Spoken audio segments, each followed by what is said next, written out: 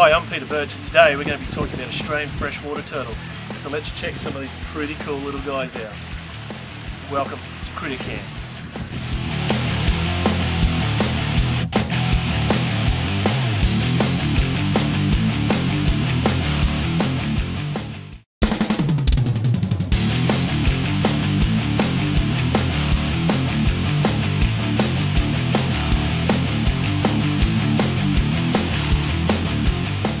Here we have the eastern long-necked turtles, better known as Chelidina longicollis. Or the other common name that these guys have is called the snake-necked turtle. As you can see, they've got this really long, elongated neck, giving it that snake-like appearance. These guys are very, very common along the east coast of Australia.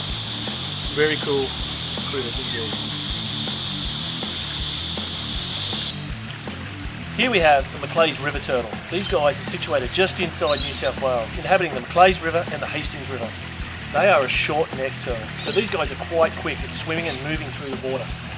And in fact, if you take a quick look at the face of this animal, you can see the beautiful yellow markings and the beautiful iridescent eyes. This is a female MACLEAY's river turtle. They can lay between 8 and 12 eggs, and they can double clutch, which means they can have 2 sets of eggs in a season, in a really good season.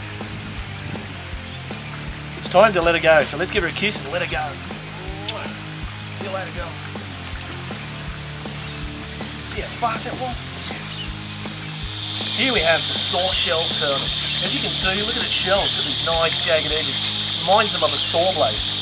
Now these guys inhabit northern New South Wales and southeast Queensland. Turtles definitely look prehistoric to me. They've got this hard, bony shell on the outside. It's actually living bone covered with a thin layer of skin.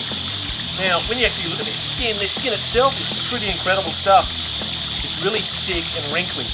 If anything, it might look a little bit like grandma, which is pretty cool. They have these very sharp claws. On the back legs, that's used for digging holes. On the front legs, that's used to tear their food apart. What we're going to do now is give this sucker a good kiss and let him go as well. See you later, buddy.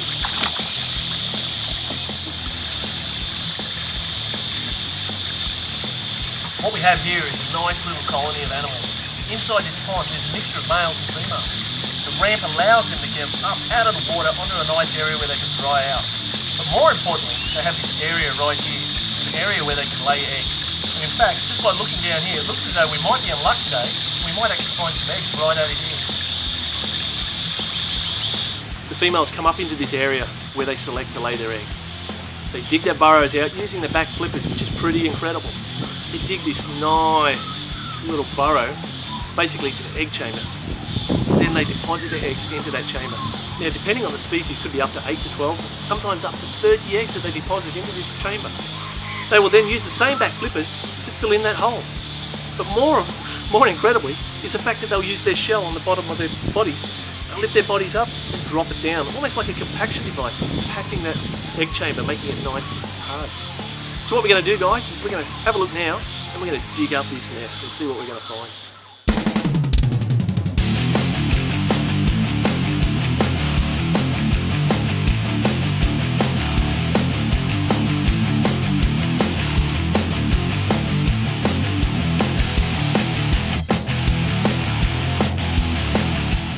We have an incubator right here, and in fact it's just basically a warm water bath. The temperature of the water is about 29 degrees Celsius.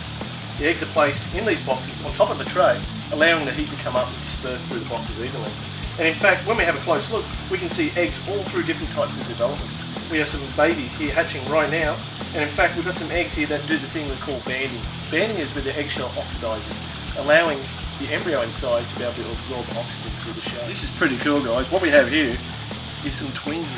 Check out the size of that little fella right there. These turtles here are about 3 weeks old. As you can see, the water level's really not that deep at all. That's because turtles need to think to breathe. And at this size, they're very forgetful, as you can imagine. Now, water quality is really important with baby turtles. That's the reason why it's recommended that you get a really good canister filter. And in fact, what we have here is limestone on the bottom of the tank. Now, limestone helps with pH levels and all sorts of things. But more importantly, if the turtle does ingest it, it can actually digest that and it'll pass through the system. It won't get stomach blockages at all. Now, the other very cool thing that we've got here is we've got a basking area and, very importantly, a UV light. It's about 10% UV light we've got on this one. And as you can see, they're all clustering in the back corner. Check that out.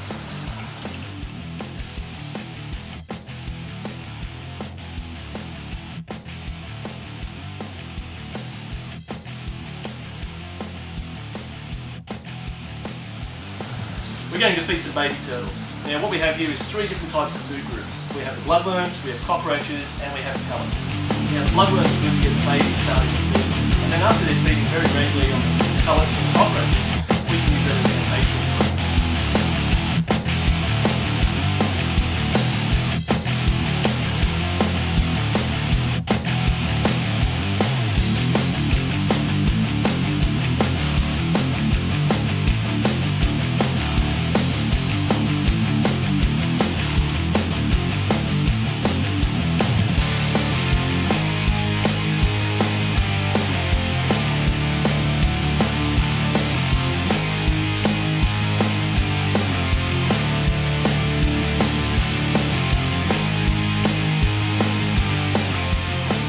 Hope you've enjoyed today's show. These are really cool animals. Turtles are just absolutely amazing critters.